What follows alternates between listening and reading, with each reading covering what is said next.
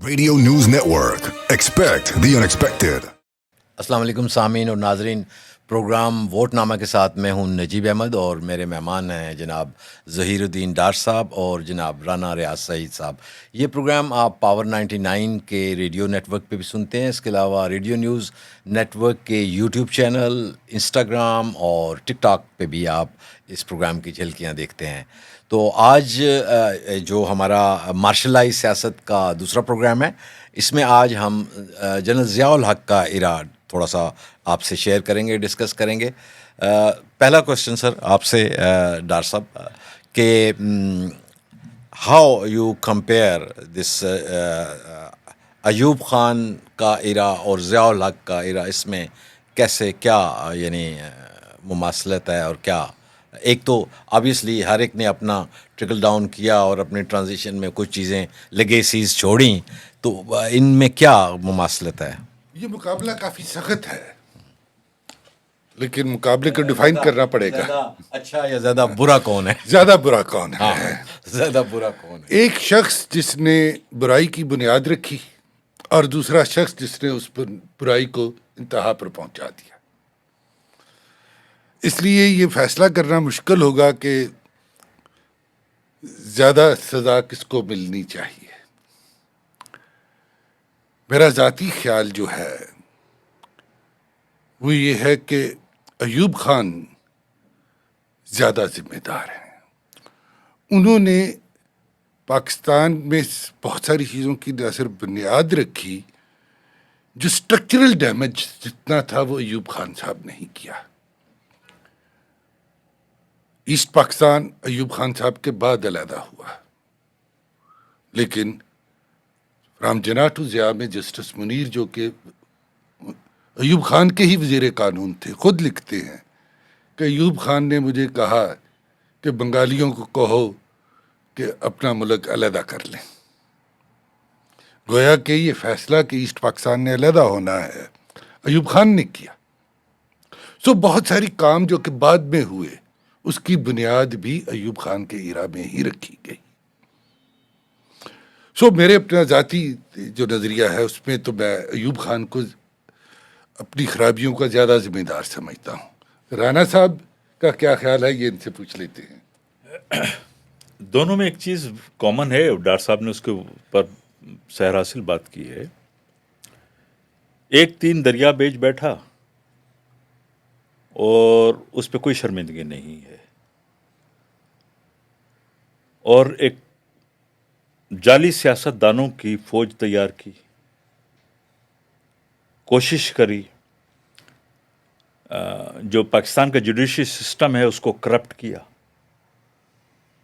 दूसरे ने उसको इंतहा पे ले गया। वो सियाचिन दे बैठा और कहा यहां तो घास भी नहीं उगती। गोया क्या पाकिस्तान की वो जमीन जहां पे अगर कुछ नहीं उगता वो किसी दुश्मन को दे दी जाए या किसी को पकड़ा दी जाए तो हिफाजत फिर किस काम के लिए हो रही है, किन चीज़ों के लिए हिफाजत हो रही है, हमारी इस्टेब्लिशमेंट किसकी हिफाजत करती है? वन। नंबर टू, कोई बताए कि एक इलेक्टेड नुमाइंदे को, जो वजीर आज़म भी रहा और जो पॉपुलर भी था, उसको उसने फांसी दी, और फांसी देने के बाद उसने एक नया काडर करप्ट सियासतदानों का क्रिएट किया। आप देखें 79 ऑनवर्ड जो लोग आए, उनकी औलादें भी आज बैठी हुई हैं, वो खुद भी बैठे हुए हैं, वो बैठे हुए हैं। दोनों में एक चीज़ और कॉमन थी, उन्होंने दो जंगें लड़ी जिनमें से एक में पाकिस्तान का आधा हिस्सा पकड़ा दिया। 62 के अंदर जो था वो 1962 में बड़ा बेर वाला वाकया हुआ जहां से U2 उड़ा, और हमने रशिया को अपना पक्का दुश्मन बनाया, जो रशिया के हुदूद में जाके गिरा भी। ये उसके बाद जो है वो हमारे खिलाफ बहुत कुछ जो है वो तमाम चीज़ें हमारे खिलाफ रूस ने करना शुरू कर दी। लेकिन अगर ज़िया के टाइम में देखते हैं तो फिर جہاد افغانستان اسٹارٹ ہو گیا.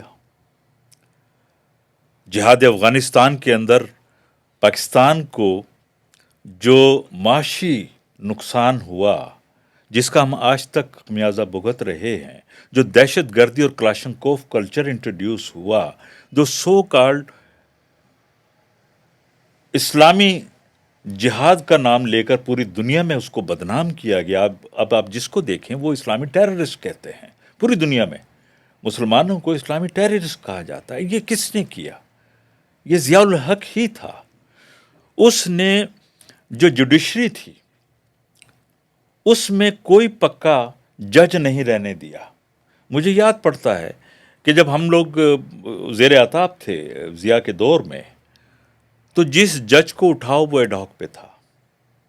ایڈاک کے جج کے جو ہے اپنی نوکری پکی کرنے کے لیے، میں ایک جج کا نام نہیں لینا چاہتا ہوں، بعد میں پاکستان کے صدر بھی بنے، انہوں نے جب ہمارا کیس سننے سے انکار کر دیا تو ان کا کہنا یہ تھا کہ جی ہمارے پیٹ لگا ہوا ہے. تو جوڈیشری جو تھی وہ اس لیول پہ کرپٹ کر دی گئی کہ اب وہ اپنا پیٹ پہلے دیکھتی ہے، انصاف اس کے سامنے نہیں ہے.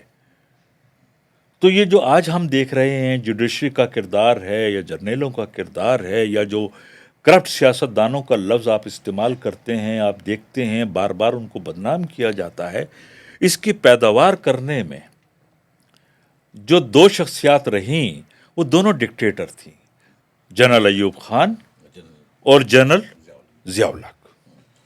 اچھا سر، آپ کی طرف میں آتا ہوں. ایک اور چیز جو اس کے دور کی ضیاء الحق کی جاتی ہے خاص طور پہ، وہ ہے اس کا اسلامائزیشن کا پروسیس. اور میں چونکہ ایک اسٹیٹ رن ادارے سے میرا تعلق رہا، اور اس وقت کیونکہ آخری مراحل میں تقریباً دور تھا جو واز دا پرائم منسٹر ان کے، لیکن اس وقت بھی وہ جو چیزیں چل رہی تھیں کہ کراچی سے لے کے خیبر تک ایک ہی مکتبہ فکر کے لوگوں کو میڈیا پہ لانا، اور ان کو پیسے جو پے کرنے ہوتے تھے، یہ ان دو اداروں کا کام تھا، ریڈیو پاکستان اور پاکستان ٹیلی ویژن. مولانا صاحب آ گئے ہیں، ان کو آپ نے 10,000 کا چیک دینا ہے. سو یو ہیو، وہ ایک نظام تھا. اور نہ صرف یہاں تک محدود رہا، بہت سارے اننیسیسری چینل بھی کھولے گئے جو ریڈیو کے اس میں جائیں. پھر سعودی فنڈنگ کے ساتھ سعودی یعنی چیزیں آئیں میڈیا پہ. ایک جو میڈیا سب کا میڈیا ہوتا ہے، یہ ہر مکتبہ فکر کا میڈیا ہے، سب کے کانوں میں جاتا ہے، سب کی آنکھیں دیکھتی ہیں اس کو. آپ کسی اسپیسیفک ایک پہ نہیں کر سکتے. پھر اس میں یہ ہوا کہ آذانیں دینا شروع کیں، پی ٹی وی سے پہ پردے کروائے گئے. تو یہ بھی ایک بڑا خطرناک دور تھا. اور اس خطے میں، اس سب کانٹیننٹ کے اس خطے میں جو انتہائی ڈائیورسفائڈ، انتہائی پیسفل اور زبردست قسم کا، یعنی باقی لوگوں کے ساتھ بھی رہنے والا خطہ تھا، اور شیعہ سنی کی لڑائی کروا دی. ضیاء الحق کے بہت سارے تحفے ہیں جو ہم بھگت رہے ہیں اور آگے بھی بھگتتے رہیں گے. ہیروئن اسی کا تحفہ ہے، کلاشنکوف اسی کا تحفہ ہے، انٹالرنس اور ریلیجیس بگٹری اسی کا تحفہ ہے.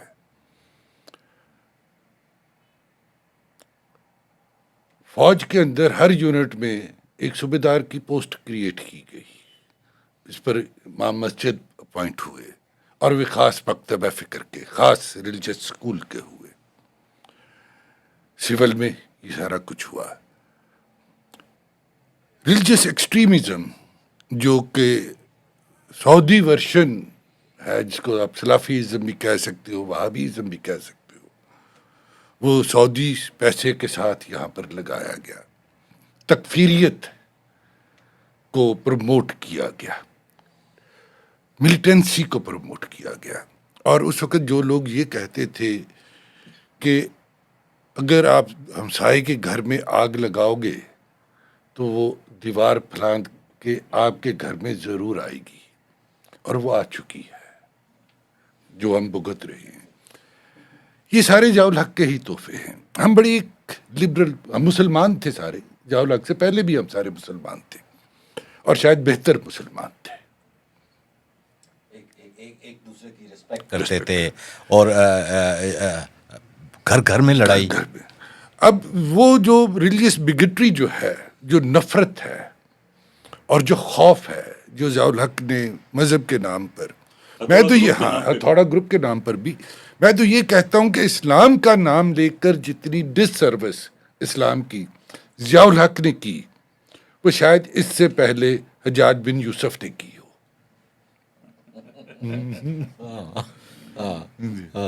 تو رانا صاحب آپ سے بھی یہی کوشچن ہے. دیکھیں ہمارا یعنی یہ خطہ بڑا انتہائی پیسفل خطہ تھا. میں I was quite young to differentiate.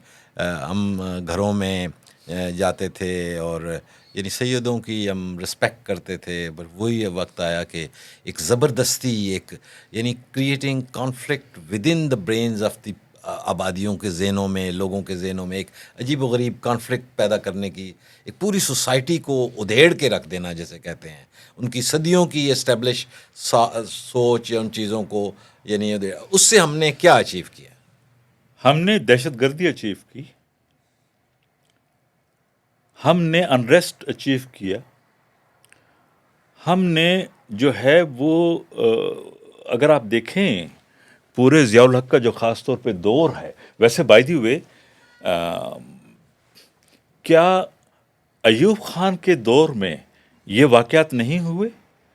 وہ جو الیکشن ہوا تھا جو فاطمہ جینا والے ٹائم میں، وہ آپ اور جگہوں کے علاوہ کراچی پورا جلا دیا گیا تھا، بڑی بڑی مارکیٹیں جلا دی گئی تھیں، بڑی کلنگ ہوئی تھی، اور سب لوگ جانتے ہیں کہ کون ایکٹیو تھا کراچی میں، اور اس کا بیٹا وہاں پہ کھلے ٹرک کے اندر یہ حرکات کرتا پھر رہا تھا. تو ضیاء الحق صاحب نے ایک دوسرا اس کا جو ہے اس کو لیول پہ پہنچایا. پہلے مجھے یاد پڑتا ہے شیعہ سنی جھگڑا کرایا. شیعہ سنی جھگڑا ابھی جو ہے وہ اس لیول پہ پہنچ رہا تھا کہ آل آف سڈن آپ نے دیکھا کہ پنجابی پختون جو ہے اور مہاجر اور سندھی جھگڑے اسٹارٹ ہو گئے. سندھ جیسی جگہوں پہ تھوڑی پھاٹک کیس ہوا جس میں جو ہے وہ عوام کو جو ہے وہ مارا گیا سندھ میں. تو عجیب عجیب واقعات ہوئے، دیٹ انکلوڈ کہ ریلوے کے ایکسیڈنٹس ہوئے، اس میں لوٹ مار ہوئی. تو یہ کیا چیز تھی؟ اور پھر ہمارے ہاں بڑی باتیں کرتے ہیں آج کل لوگ جو ہیں وہ سوال کرتے ہیں، عوام سوال کرتی ہے کہ جو 2-3 سال کی حکومتیں پچھلے 30 سال سے رہتی ہیں، اس کے بعد ان کو اتار دیا پھینک دیا جاتا ہے یا جیلوں میں ڈال دیا جاتا ہے. ان سے پوچھتے ہیں کہ جی آپ نے کیا ڈیولپمنٹ کی؟ میں پوچھتا ہوں کہ جو ضیاء الحق کا 11 سال تھے، کوئی ایک شخص مجھے بتا سکتا ہے کہ کتنے بجلی کے بنانے کے کارخانے لگی یا ڈیم بنے یا بیراجز بنے یا کتنی نئی نہریں بنی؟ کوئی بتا سکتا ہے؟ پاکستان کی اکانومی دوبارہ سے نیچے کی طرف جانے لگی بہت بری طریقے سے. وہ فوجی امداد آتی رہی، لیکن کیا وہ فوجی امداد عوام کے لیے تھی یا افغانستان وار لڑنے کے لیے تھی؟ بائی دی وے، معذرت کے ساتھ میرا سوال یہ ہے کہ جتنا امریکی اسلحہ آیا، کیا وہ امریکی اسلحہ ہمارے مشہور ترین جو دشمن ہے انڈیا ایسٹرن بارڈر پہ، اس کے خلاف کبھی استعمال کیا یا کر سکتے ہیں؟ ایک اور اس کے ساتھ یہ جس جگہ پہ آپ بیٹھے ہیں یہاں اس 79 یا 80s میں ایسا لگتا تھا کہ ڈالروں کا دریا ہے، اور یہاں پہ اس بلیو ایریا میں اس چھوٹے سے ایئرپورٹ سے 100 سے زائد انٹرنیشنل فلائٹس اور ملکوں کی جاتی تھیں. اور یہ ساتھ ہی پلازا، اس کو یو ایس ایڈ پلازا بھی کہتے تھے. It was a huge, more than 2400 families ان کی باہر رہتی تھیں. اس وقت کوئی ان کو تھریٹ نہیں تھی. جب وہ بندوقیں پکڑا رہے تھے انہیں کو بنا رہے تھے کہ جو فریڈم فائٹرز بنا رہے تھے. تو لیکن جب ایگزٹ کرنا تھا تو پھر اور صورتحال بنی. اور یہ پھر ایک وقت ایسا ہوا یہاں پہ نیچے لٹرلی کتے بھی نہیں ہوتے تھے اور دکانیں سب بند ہو گئیں، کاروبار بند ہو گئے. ہم ایک بات کر ہی لیں، کیا روس نے واقعی افغانستان پر حملہ کیا تھا؟ ضیاء الحق آنے کا پریمائز تو یہی ہے نا. یا اس وقت کی افغان حکومت نے روس کی حکومت کو یہ درخواست کی تھی آفیشلی کہ ہمارا اکنامک انفراسٹرکچر بہت کمزور ہے، آپ ہماری مدد کریں، اور سڑکیں بنانے کے لیے ایک انجینئرنگ بریگیڈ آیا تھا، اور اس پر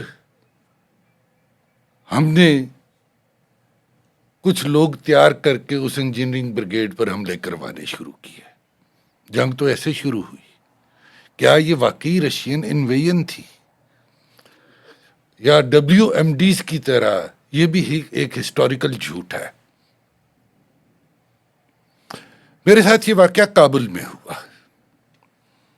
میں نے ان پر احسان چڑھانے کی کوشش کی کچھ افغان دوستوں پر کہ ہم نے اتنے مہاجر پاکستان نے سنبھال کر رکھے اتنا عرصہ، اور تمہیں ہمارا احسان مند ہونا چاہیے۔ دوست تھے، انہوں نے پر میری بات برداشت کی اور ایک چھوٹا سا جواب دیا کہ ان کو مہاجر بنایا کس نے تھا؟ وہ چیز جو کہ کابل کے لیے غلط ہے وہ اسلام آباد کے لیے ٹھیک نہیں ہو سکتی، اور جو اسلام آباد کے لیے ٹھیک نہیں ہے وہ کابل کے لیے ٹھیک نہیں ہو سکتی۔ جو جھوٹ اور منافقت کی بنیاد اس نے رکھی، سیاست کی طرف تھوڑا سا میں آؤں گا، جو سیاستدان اس نے پیدا کیے۔ شیخ رشید پنڈی والا اسی دور کی پیداوار ہے، اور میں آپ کو 20-25 نام گنوا سکتا ہوں۔ یہ ایک خاص کلاس پیدا ہوئی سیاستدانوں کی جو خود جیت کر نہیں آ سکتے، جو خود جیت کر وزیر نہیں بن سکتے، وہ صرف ماشاء اللہ میں ہی وزیر بن سکتے ہیں۔ اور چونکہ آپ نے نام لینے کی اجازت دی ہوئی ہے آج مجھے، گجرات کے چودھری ماشاء اللہ کے علاوہ کیا ہیں؟ جہانگیر ترین ماشاء اللہ کے علاوہ کیا ہے؟ جماعت اسلامی ماشاء اللہ کے علاوہ کیا ہے؟ یہ جو GDA ماشاء اللہ کے علاوہ کیا ہے؟ کیا ان کی سیاست چل سکتی ہے؟ ایک خاص کلاس پیدا ہوئی سیاستدانوں کی جن کی کامیابی ماشاء اللہ کے ساتھ جڑی ہوئی ہے۔ یہ بھی ضیاء الحق کے دور میں ہوا۔ جنرل اختر عبد الرحمان کی اولاد جو ہے، اس پہ تو یعنی آئی وش کہ شاید اورکزئی کی ڈیٹیل ہم کہیں پہ کسی طرح سے دے سکیں۔ انہوں نے پورے ڈیٹیل کام کیا ہوا ہے کہ ضیاء الحق کے طیارہ پھٹنے کے بعد کس طرح سے اس کا کیا نام ہے، اختر عبد الرحمان کے بیٹے کا، ہمایوں اختر، اور اس کے ضیاء الحق کے بیٹے کے کس طرح سے اکاؤنٹس بڑھے اور کیا ہوا، اور ساتھ ہی وہ رابن رافل کی بیگم کو یعنی پورے ساؤتھ ایشیا کا ہیڈ لگا دیا گیا۔ سو جو بنانے والے ہیں وہ یوں بھی کرتے ہیں۔ تو سر میرا خیال ہے کافی اس کے اوپر اصل میں بہت ساری چیزیں ہیں جو خاص طور پہ کہ انہوں نے کیا لیگیسیز کیا چھوڑی اور ان سے چھٹکارا کیسے حاصل کیا جا سکتا ہے۔ وہ تبھی ممکن ہے کہ سویلینز کا دور چلے، ریگولر الیکشن ہوں اور ان کے کندھوں پہ بیٹھ کے نہ آیا جائے، اور ورنہ پھر وہ یہی ہوتا ہے کہ وہ بعد میں آپ انہیں سنا رہے ہوتے ہیں۔ اور آج دیکھیں تو ہمارے یہ خان صاحب کی بھی بے پناہ کیمپین جو ہماری اینٹی آرمی بھی چل رہی ہوتی ہے، یہ کبھی نہ ہوتا۔ میں سمجھتا ہوں کہ یہ ان کو کسی کو ایسی جرت نہیں تھی کہ جب آپ کلیئرلی یہ ڈیفائن کر دیتے ہیں کہ جناب ہم بناتے ہیں اور ہم نے آپ کو یہ بنایا، تو پھر چیزیں آپ کے ہاتھوں سے نکل جاتی ہیں۔ پوری دنیا میں فوجیں بھی ہیں، پوری دنیا میں سب کا سیاستدان بھی ہوتے ہیں، سیاستدان فرنٹ اینڈ پہ ہوتے ہیں، اس میں کوئی شک نہیں، لیکن بنانا آپ کا کام نہیں ہے۔ وہ لوگوں کا ذمہ دیں تاکہ وہ اپنے ووٹس کے ذریعے سے ایک لے کے آئیں اور اس ملک میں فلٹریشن ہو، اور تاکہ آپ پہ ذمہ داری نہ آئے اور اپنی ان کو کلیئر کیا جائے۔ تو میں سمجھتا ہوں سر آج کے پروگرام کے لیے اتنا کافی ہے۔ نیکسٹ پروگرام میں ہم اگلے ڈکٹیٹر پہ گفتگو کریں گے۔ اس کے ساتھ ہی مجھے دیجیے اجازت۔ پاکستان زندہ باد۔